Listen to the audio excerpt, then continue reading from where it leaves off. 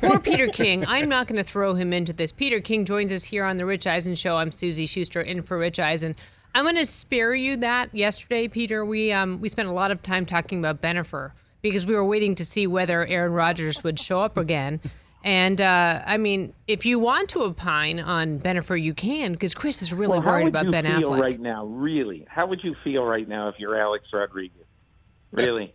The boyfriend that won't go away comes back, and all of a sudden you're yesterday's news.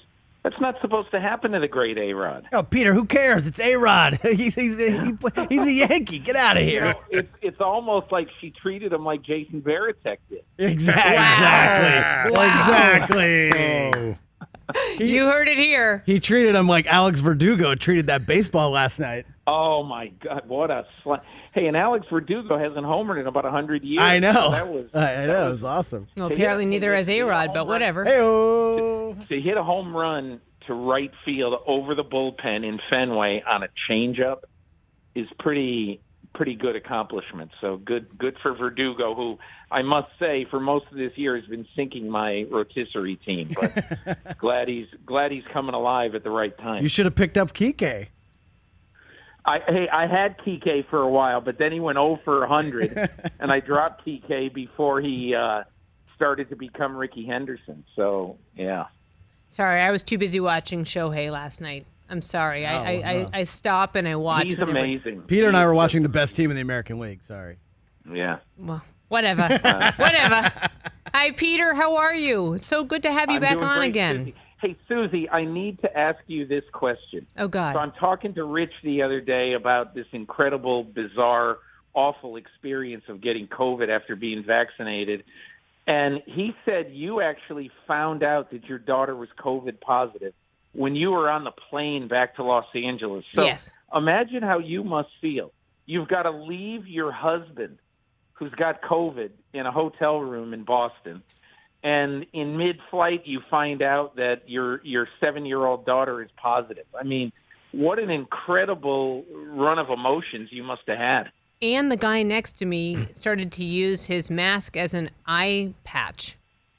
So I had to, God. yeah, oh yeah. So luckily I had a gin and tonic in my hand, so I had a little bit of liquid courage. So I threw it over his head? Yeah, pretty much. Peter, I got to tell you, it was crazy. It was really a mind-blowing experience. But if I was going to start, bench, or cut, I would probably start Taylor. I would bench Rich, sorry, honey, and I would cut the guy next to me. But it was crazy. But luckily the vaccinations kept him out of the hospital, and they did their job. And here's what's crazy. I have been perfectly fine, so my vaccination worked just great. So who knew? Maybe I'm superhuman. I don't know. Just saying. Whatever. I just think the whole vaccine thing now. Look, I'm glad Rich is talking openly about this because there will be a segment of our society, I believe, as Tom Brady said, about 40%. There will be a segment of our society that essentially will say, see, Rich Eisen got the vaccine and then he got COVID. The vaccine does no good, which is nonsensical because, as Rich said, the vaccine probably kept him from going on a ventilator because this variant struck him very, very hard. And imagine how it would have struck him if he didn't have the vaccine. And I have to tell you that my husband, being a lifelong Yankee fan, the Red Sox took great care of him in Boston. And so did, believe it or not, yep. Wow. The Red Sox did. That's really nice. Yep. Wow. And Mass General, can't say enough about them. MIT, sequencing his results. And you're absolutely right, Peter. I mean, how lucky are we? And he's back sitting in the chair in Connecticut doing Tokyo Gold on Peacock and having the time of his life, having the most fun since SportsCenter. I mean, he's a highlight machine. And, without that vaccine, who knows where he could be. But, I guess you have no idea where I stand on the matter. I have a lot of ideas. I think we stand as one. I think we do. Peter King here on the Rich Eisen Show. I'm Suzy Shuster in for Rich. We might as well talk about Aaron Rodgers because most of the world is. So we saw him coming in looking like Blade Runner today, looking very relaxed in his Kevin Schill shirt from The Office. I'm curious to hear from you your thoughts on this and where this will end up if you were to forecast and how things are changing for the Packers. What's the end run here? Well, look, I'm gonna begin this at the beginning where I've thought, and I wrote this in the last column before I went on vacation, that really the only solution is a two-state solution. That Rodgers agrees to give them this 1 year, and then the Packers agree to trade him in the off season next year, and that apparently is exactly what it is. The reason that I believe that was the best way is because I think after all the pressure, and look, Aaron Rodgers is a passive-aggressive guy. He was very angry at the Packers, will never trust them, all that other stuff. But he also, there's two other huge factors. He loved most everything about Green Bay, the fans, the history. And I mean, I walked the field with him a couple of years ago doing a Bart Starr story when Starr was struggling so much. And we walked the field, and at one point he looked up at the Ring of Honor there, and he said, hopefully I'll have my name up there one time. And I said to him, I don't think you have to worry about that. And he said, we'll see. But you could tell that was something that really meant a lot to him. And I don't think he wanted to burn bridges. I think that's part of this. And I think he also figured right at the end, because, I mean, as Adam Schefter reported, and I thought reported superbly yesterday, this basically came down to the end. This was a late compromise, I think. And so now as we sit here, it's very, very clear that the Packers understood a month or so ago that they would be willing to compromise and to say if Aaron plays one more year and he still wants out, they'll get him out. And Aaron, I think, finally came to that realization. The last thing about this I think was really important is that, look, I think the last thing that Aaron wants to do is sit there all year. And look, he's a guy who can avoid getting caught up in the day-to-day stuff. But I don't think anybody likes to have his name and his reputation fricasseed for an entire football season. And honestly, I think that's probably what would have happened if he didn't report to Green Bay and said he was sitting out the year. There's no doubt about it for somebody who is so low-key like that he wouldn't want to go through that. Also, in making a plan for the next stop, he wouldn't want to take that baggage with him. How has Tom Brady and what he's done changed how all quarterbacks of a certain ilk look at how they can start programming their futures? Suzy, during the Super Bowl last year, cameras focused twice on Russell Wilson, at least one time sitting with Roger Goodell, and I think the other time was on the field. But when he was sitting with Roger Goodell up in his box, Russell Wilson, looked like his dog just died. And I heard later on that he was miserable that weekend because he looks down at the field and said, Tom Brady created this. Tom Brady created an exit from New England, a 22-point Super Bowl win, just by the sheer audacity of saying, I'm not going to finish my career in New England. I want to go somewhere where I'm going to have a say about a lot of things, i.e. Antonio Brown, let's just say. Even though he didn't dictate that, it was clear that the team acceded to that once they saw how important it was to Tom. And so I think all veteran quarterbacks who are a little bit unhappy with one thing or another about where they are, all veteran quarterbacks look at Tom Brady and say, I salute you because you wanted out, you got out, you did it in a classy way. Look, there's going to be 10% of the people in New England who hate Brady for leaving, but the vast majority are going to salute him and say, you gave us everything that you had. And just like Robert Kraft said at the end, you deserve to go and do what you want in the last year or two or three of your career. So I think Aaron Rodgers, time will tell. Will he ever say that Brady's thing influenced him? I don't know. But clearly, any veteran quarterback who's unhappy should be emboldened by Tom Brady. Peter King here on the Rich Eisen Show. I was listening to Dan Patrick on the way in, as I always do, and he had Matt Damon on, and he asked Matt Damon if it's the Patriots and the Bucks in the Super Bowl, who do you root for? And he, of course, said Tom Brady.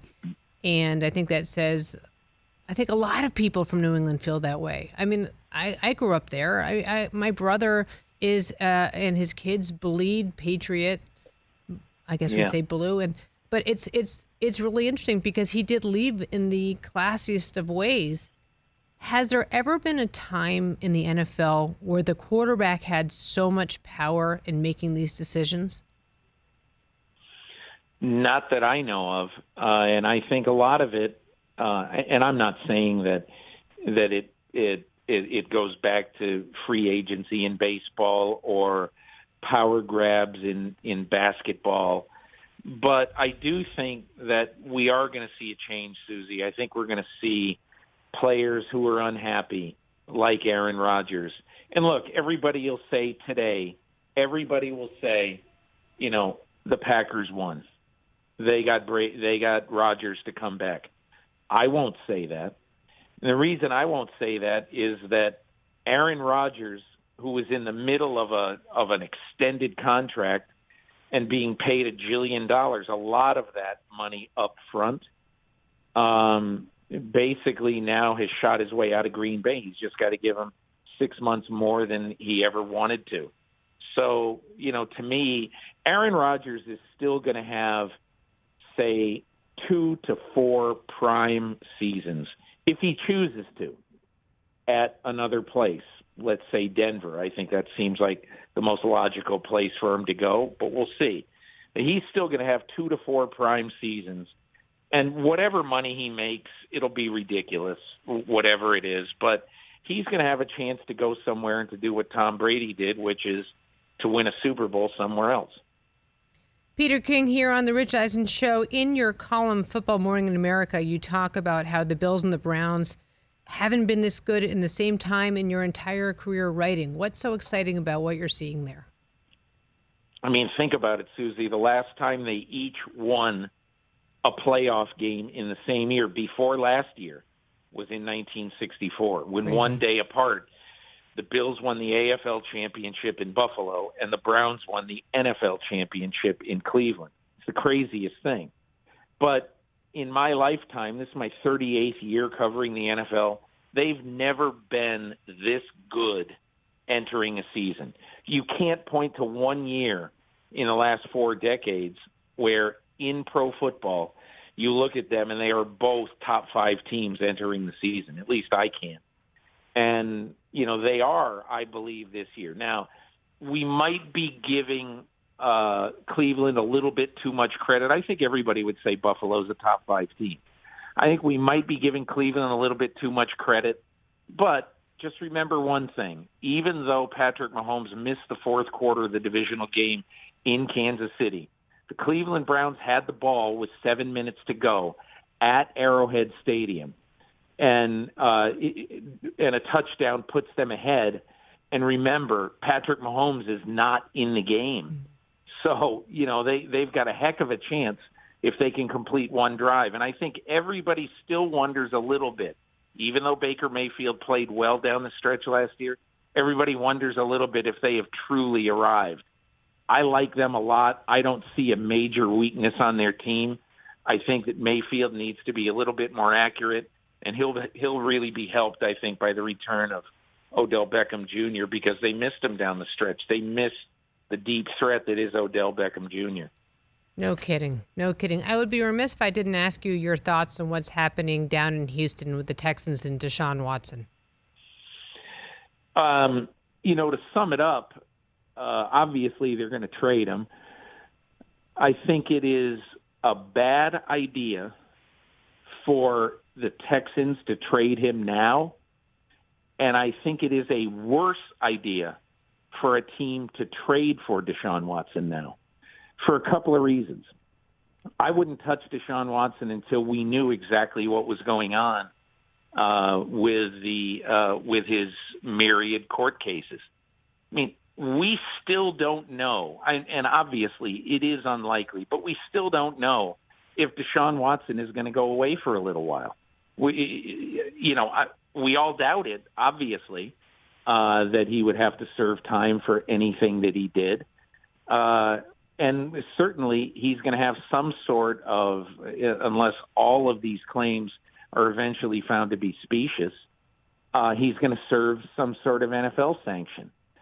So I don't know how a general manager in his right mind, knowing what he knows right now, could trade 3 ones and something else for Deshaun Watson. Secondly, I would say if you're Nick Caserio, you've got an expansion team right now. You've got the worst team in the NFL.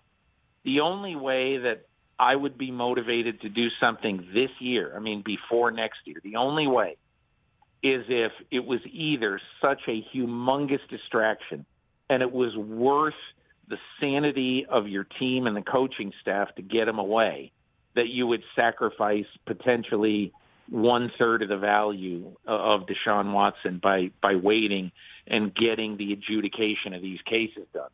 But I just don't understand any real logical way that Nick Caserio could make a trade soon and it would make any sense for either side. Were you at all surprised that he wasn't on the commissioner's exempt list? A little bit, but I think what that means is that there's got to be some real good reasoning with Lisa Friel of the NFL, the former district attorney, who's in charge of the investigation here. There's got to be a real reason why she thinks that either there are holes in the case or this doesn't rise to the commissioner's exempt list. Plus, Suzy, there are no games being played for 7 weeks or whatever it is, 6 weeks. So the NFL has time to put them on the commissioner's exempt list. The Texans easily could just say, hey, Deshaun, you've reported, great. You're not going to get fined, but we don't want you, around the team right now. It's just too big of a distraction. If Deshaun Watson reported in practice with his team, it'd just be, to me anyway, it'd just be a circus. Look, I don't know what's going to happen, but if I were David Culley and Nick Caserio, it would be like one of those things where, you report to school, you get your attendance taken, and then they say, hey, go sit in the cafeteria for the day. We don't want you around our kids. Not necessarily because he's a bad influence around his team. It's just obviously right now too much of a distraction. Yeah, and he won't have to pay the $50,000 for his lunch either when he does that. Yeah, good point. It's July, so it's never too early to ask you who you have as a Super Bowl champion this year. I don't know. Suzy, tomorrow is my first day in an NFL training camp. I'm going to be in Las Vegas, and I'll see, I think, 21 teams over the next month. And I always like to see what's out there. I'll tell you, a couple of years ago, my opinion of the 49ers skyrocketed after I went to their camp, and they ended up going to the Super Bowl that year, coming off a 6 or 4 win season. So I don't know. I like the usual suspects this year more than in the past. I've liked them. I had Kansas City, Tampa 1-2 when I did my, power ratings or whatever they call them in the spring. And I wouldn't waver from that now, but I might a month from now. We should talk in a month, and I'll tell you exactly whether anything has changed. But I think that the power might rest in the AFC because I think top to bottom right now, they're a little bit better than the NFC. Well, I'll be more than happy to kick Rich out of the chair in a month and come back and talk to you again. So there you go. Before we go, how's your dog? Oh, our dog is good. Great. We have just spent, my wife and I have, this is our day 6 and then the last day of watching our 2 grandchildren up in Berkeley. My daughter and her wife went away for a few days, and so this is, I tweeted this last night. I have got such an incredible amount of respect for people who have to balance life and raising kids, which I haven't done for like 33 years or something like that.